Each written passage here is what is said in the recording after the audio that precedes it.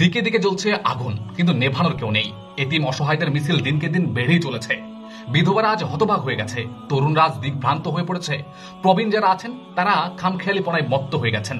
মসনদের নিচে তুষের আগুন জিয়ে রেখে শান্তি কামনা করে যারা চলে তাদের কপাল তো খারাপ হবেই, তাই না? আফ্রিকা থেকে এশিয়া, ইউরোপ থেকে আমেরিকা, চীন থেকে রাশিয়া, লিবিয়া থেকে সিরিয়া, ফিলিস্তিন থেকে ইরাক, বাংলা থেকে হিন্দুস্তান, সবখানে সব জায়গায় মুসলিম নিধনের মহা উৎসব চলছে। সিরিয়ার অলিতে গলিতে নবজাতক শিশুরা পিতা মাতাকে হারিয়ে রাস্তায় পড়ে থেকে মরণের প্রহর গুনছে। মুসলিম জনপদের তরুণদের ধরে ধরে চলছে অবাধ গণহত্যা। বর্তমান পৃথিবীতে একমাত্র মুসলমানদেরকে শেষ করে দেওয়া হচ্ছে। মুসলমানদের মানবাধিকার বলতে কিছুই যেন নেই। অতি কৌশলে এক এক করে তারা Iraq, Afghanistan, Syria, Libya, Somalia সকল কিছু ধ্বংস করে এখন কাশ্মীরের দিকেও তারা চোখ দিয়েছে। রোহিঙ্গাকে তো শেষ করেছেই। প্রতিদিন পাখির মতো করে গুলি করে চলছে তারা, এবং পাখির মতো করে গুলি করে হত্যা করছে। লাখ লাখ বনি আদমকে পঙ্গু করেছে, অন্ধ করেছে, আর আমরা অঙ্ক করছি। মুসলিম বিদ্বেষীরা শক্তি অর্জনের প্রতিটা ধাপ অতিক্রম করে রেখেছে, অথচ আল্লাহ তাআলা আমাদেরকে পবিত্র কোরআনে 1400 বছর আগে সেই ঘোষণাটা দিয়েছেন। তিনি বলেছিলেন কি? তিনি বলেছিলেন, তোমরা তোমাদের সাধ্যের ভেতরে প্রচন্ড শক্তি সঞ্চয় করো প্রশিক্ষিত ঘোড়ার মাধ্যমে, যাতে করে তোমরা ভয় দেখাতে পারো তাদেরকে। অথচ আমরা এই আয়াতকে ভুলে গেছি।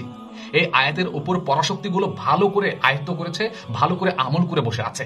তারা এমন শক্তি সঞ্চয় করে রেখেছে যে কারণে তাদের দুশ্মনরা চোখ তুলে তাকাতে ভয় পাচ্ছে, যেমন আমরা ভয় পাচ্ছি তাদেরকে। তাদের প্রতিটা জনপদ আজকে নিরাপদ, নারী শিশুরা নিরাপদ।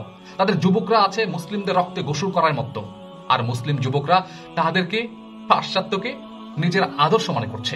মুসলিম যুবকরা জীবন মৃত্যুর মুখোমুখি আছে। হে মুসলিম শাসক, তুমি ভাবছো তোমার স্বজাতিদের হত্যা করে পরের উপর ভর করে আজীবন সুখে থেকে দিন কাটাবে?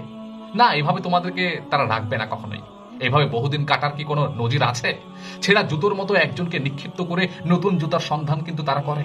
তাই মুসলমান শাসকরা মেরুদণ্ড সোজা করে দাঁড়াও, এখনই তো সময়। হে মুসলিম জাতির ওলামারা, আপনারা কি কখনো চিন্তা করে দেখেছেন এগুলো?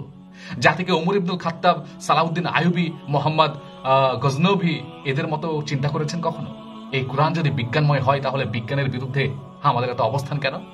এই কোরআন যদি বলে নামাজ কায়েম করো এবং দিন প্রতিষ্ঠা করো, জাকাত প্রদান করো, তাহলে আমরা কেন দিন কায়েমের বিরুদ্ধে? কেন ভাই? আমরা কি কোরআনের বিরুদ্ধে অবস্থান করছি দিনকে দিন? আমার আলেম সমাজ কি সে ব্যাপারে কি সজাগ হবে না?